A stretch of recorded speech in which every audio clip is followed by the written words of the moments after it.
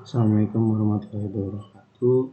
Perkenalkan, nama saya Alif Aklimansyah dengan uji NIM 036 Teknik Pertambangan 2022. Ini untuk tugas tambang terbuka saya akan membawakan beberapa materi. Itu diantaranya adalah metode penambangan. Metode penambangan ada 3, ada terbuka, bawah tanah, dan bawah laut atau offshore. Sistem penambangan terbuka. Pada sistem penambangan terbuka yang pertama ada open pit. Open pit itu adalah untuk hasil tambang mineral logam. Kemudian ada ship mine yaitu batu bara, strip mine, quarry untuk non logam, dan mine pressure untuk endapan sekunder. Pada tambang-tambang tersebut terdapat 2 jenis endapan, yaitu adalah aluvial. Aluvial adalah mineral yang di bawah air namun masih dicarikan dengan mineral pengotornya. Sementara aluvial adalah mineral yang sudah jatuh dari mineral pengotornya. Kemudian untuk open pit adalah yang seperti ini. Pada open pit tambang terbuka ini diadakan minimal 10 benah atau lebih literatur mining ore. Ini untuk pada open pit itu batuannya relatif mudah dibongkar. Kemudian ada open cut. Open cut adalah tambang permukaan yang permukaannya dibiarkan tetap terbuka dan terletak di atas perbukitan. Sedangkan open pit itu biasanya di bawah. Bedanya jadi ada metode pekerjaan. Metode pekerjaannya rata-rata pada setiap perusahaan mempunyai 3 jam kerja yang berbeda, yaitu adalah mic dati, heavy dati, dan medium dati. Perbedaannya ada 8.000 pada medium dati, 10.000 pada heavy dati, dan mic dati pada 12.000 jam pada mic dati.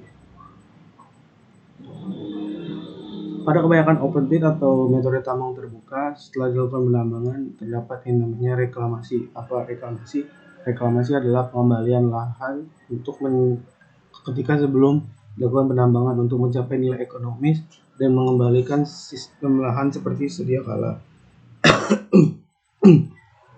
Pada metode tambang terbuka, alat utama yang dipakai kebanyakan adalah shovel, adam, bulldozer, dan grader. Kemudian terdapat harga-harga untuk melakukan produksi dalam tambang terbuka, yaitu yang pertama adalah general cost dan representation. General cost biasanya keseluruhan biaya dalam menanggulangi penambangan terbuka. Kemudian ada treatment cost, yaitu ketika melakukan kominusi atau pengolahan bahan galian. Dan ada stripping ratio. Stripping ratio itu untuk menentukan seberapa untung atau ruginya dilakukan penambangan tersebut.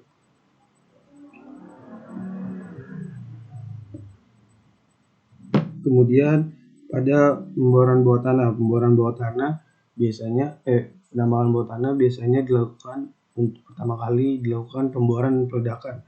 Jenis-jenis peledakan terdapat 3, yaitu boxy cut, V-cut, dan perfect cut. Ketiga peledakan ini dibedakan berdasarkan arah fragmentasi batuan terlempar.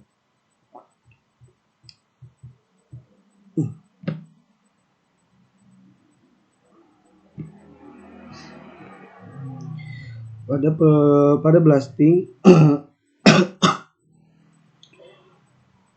post blast setting dinamakan temporary road blocker, yaitu seorang yang diminta untuk membantu blast entry dalam mengamankan blast biasa.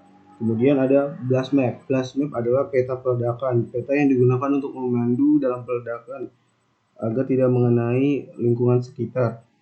Sebelum blasting dilakukan terdapat namanya pre-blast meeting, yaitu adalah adanya penambukan dan survei tentang potensi-potensi tanah yang ingin diledakkan. Kemudian ada pengamanan lokasi yang akan dilakukan.